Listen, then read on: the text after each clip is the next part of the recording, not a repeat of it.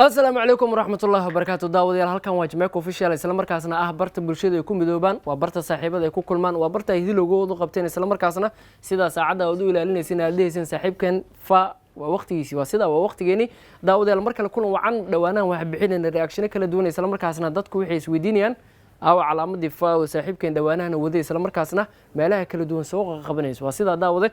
calaamadu way shaqeynaysaa isla markaasna sida ay u wareegaysaa oo dhawaanaha shaqooyin kala duwan ayuu ku maqneed mar kale Jamaica official daawada dad ku cusubta subscribe and like share saaxiibada la sii wadaag muuqaal walba soo ku soo gaarana gambaleelka kor hilmaamin waa muhiimada koowaad waayo muuqaalada daawade dad ayaa inay kaaga hormaraan ayaa laga yaabaa durbaba ayaga ay arkeen adiguna dib u ka soo gaaro sababtaas waxa weeyaan gambaleelka ayaanu ku furnay marka gambaleelku waa muhiim fur daawade aad baad u mahadsan tahay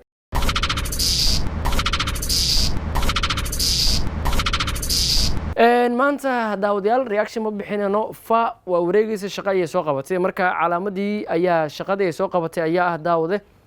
BBC ee taqaanay ayaa markaan calaamada fa ee dul saaran tahay waa BBC laanta qaybta Soomaaliga la hadasha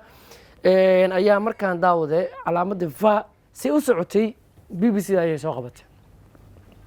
BBC da taqaano waa dhageysanaysay ayay soo qabatay marka dhanka barta BBC da ayaa daawada markaan waxay soo qabatay calaamada va wagaag marka laantii BBC da daawaday waxay soo saartay warbixin xasaasi ah oo arrimaha gogoshiisa sirrtii waxba la halmaalay ka hadlayso marka waxaan u fahnay fa sida u socotay maadaama BBC da soo qabatay sababtu soo qabatana wax kale ma ahano xogaa dhaqankii iyo waxaad moodaa Soomaalidu ku fiicnaayeen oo xogaa la dadabolo jiray in markaan xagga warbixinada dah loogu rogayo marka la fiiriyo intaan warbixinta u gudo gelin daawada ka hor oo aan dareensanahay in leadka ama sheekada warbixinta durbaba aad ila faantay ayaan waxa rabaa inaan dul istaago waan ka hadlo sidaan wada ognahay dad Soomaali ayaan nahay islaam ayaan nahay dhaqan ahaan diin ahaan iyo dhan walba uma fiicna in waxyaabaha gogoshiisa sirrtii waxba la halmaalay in laga hadlo marka ma fiicna mana fiicno in la rogo isla markaasna laga sheekay marka laantii la rabay inay wax hagto dadku wax barto tarbiyeyso hagto dhan walba wax u iftiimiso ayaa markaan xoogaa waxaad moodaa wax walba ay ku fiicneen hoos u soo dhacayso maadaama marka BBC-du ahayd bar lagu xiran yahay isla markaasna dhageystayaal kala duwan oo millions gaaraya around globe ama caalamka idil ay joogaan ayaa markaan xoogaa waxaad moodaa dhanka dhaqankii iyo waxyaabihii fiicnaa inay ka sii guuriyaan isla markaasna laantu ay u sii xoofsiibanayso dhankaasi reer galbeedka isla markaasna warbixinada sida afafka qalaad loogu qoro siday ayada u aragtay in loo soo turjumo isla markaasna dadkii Soomaaliyeed ee islaamka la soo dhex dhigo marka bartu daawade warbixintaas la qoray oo laga hadlayo sirrta iyo habeenka ugu horeeyay ee ku seexato gabadha aroosada maxaa go'aan looga qaadaa subaxii maxaa go'i aad qaani loogu qaadaa subaxii ayaa la yiri daawade warbixintan marka waxaan u fahmay in ay tahay in wax walba dah laga rogo marka fa ogow daawade saas maadaama u wareegayso markaana dhankii bush house-ka ay dhex taagan tahay fa wall service BBC da ay dhex taagan tahay waliba waa laga sii gudbo qaybihii Soomaalida ee ku shaqeyneen ayaa san loo dul taagay marka waxaan rabaa in aan sii iftiimiyo gudaha u sii galo marka waxa la leeyahay bulsho walba oo dunida ku nool waa qaabkii u qoran ayaga bulsho walba oo ku nool dunida waxay leedahay dhaqan soo jireena sax waa dhaqankan ka hadlayay oo Soomaalida iyo dadka Afrikaaniska Asia Europe Latin dhan walba waa sax dhaqano kala duwan ayaa leeyahay okay good marka maxay leeyihiin dhaqanka soo jireenka ayay noo sheekeen waa sax laakiin iyadoo dhaqano badan laga tagay ayaa la yar ogow iyadoo dhaqano badan laga tagay markii ay dunida horma sii gaartay wali waxa jira kuwa aan laga tilaabsanin balse sii xoogaystay dunidu waa hormartay waa sax waa la tilaabsaday waa sax dhaqanadu waa sii xoogayseen sax laakiin sida iyagu wax wadaan bal aan ogaan daawada qaar kamid ah wadamada Asia iyo Afrika waa kuwa hadda aan soo sheegay waxa aad loogu qadiraa dhaqanadii qarni ka hor soo jiray gaar ahaan kuwa ku saabsan guurka iyo hab dhaqanka reeraha good hase yeeshee waxay dadka qaarkood arrintaa ku tilmaamay mid caqabad ku ah hadda la joogo xilliga casriga caqabada iyagu waa sida ayaga inoogu sheegayaan sheekada haye xitaa waxa lagu yiri Soomaalidu dhagahooda kuma cusba dhaqanada laga tixgeliyo dhinaca guurka inagii ayay daawada soo galeen hadda ogow innagii ayayna soo galeen marka daawad waxaa moodaa markii wax la qorayo BBC inay ka fiirsasho badan lahayn oo xoogaa warbixinada lagu dadegayo dhanka monitorka ayaan la hadlaya waxaad moodaa in lagu dadegayo ka fiirsasho badan lahayn marka warbixintu markaan gudaha usii galay xoogaa waxaad moodaa meelo badan oo afkayga aan ku fiicnay inaan soo qabto ayaa ii muuqanaya waan ku gudbayaa oo waxaan rabaa inaan muhiimadda aan dul istaaga daawaday marka sheeko ayay soo qaateen Elmire oo waxay ahayd 27 jir waa gabadha laga sheekeynayo go'o subaxii laga qaadayo marka gabadhan ayay ka sheekeynayaan sheekada gudaha ayaa la sii galay meelo badan ayaan ka booday iyadoo dhaqanka iyo islaamnimadu ii diiday inaan sii sheego marka muhiimaddu waxa weeyaan sheekadu aad bay u dheertaa daawade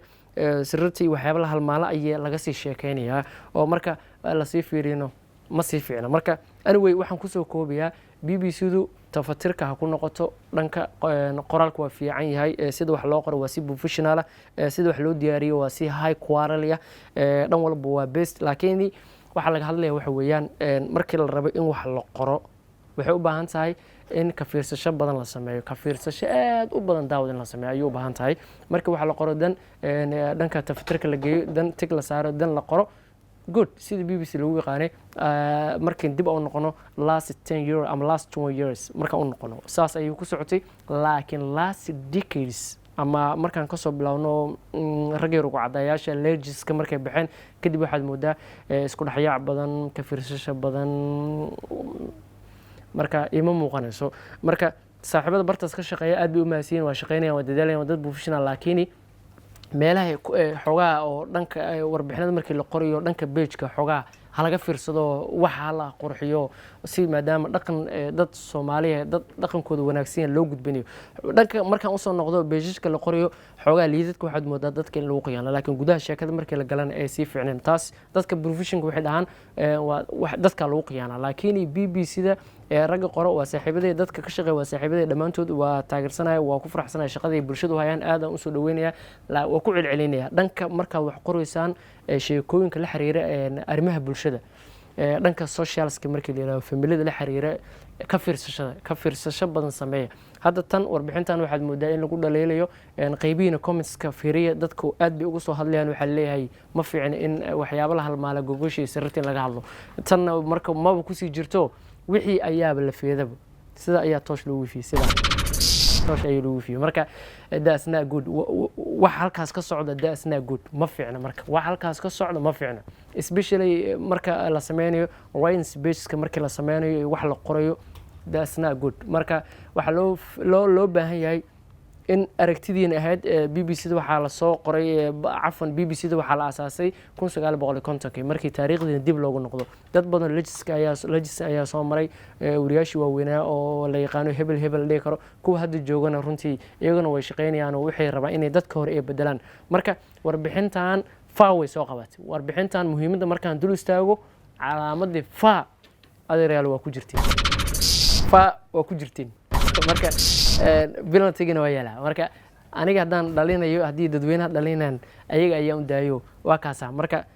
mar kale nigu celinaya ka fiirsasho badan sameeya aad baad u mahadsantihiin waa dadaalaysaan go ahead mar kale Jamaica official daawad haddaad ku cusubtahay subscribe like share saaxiibada la sii wadaag si mar walba muuqaalka ugu horeeya qofka daawada aad u noqotana gambalka kore waa ku muhiim ah hilmaamin nabadgelyo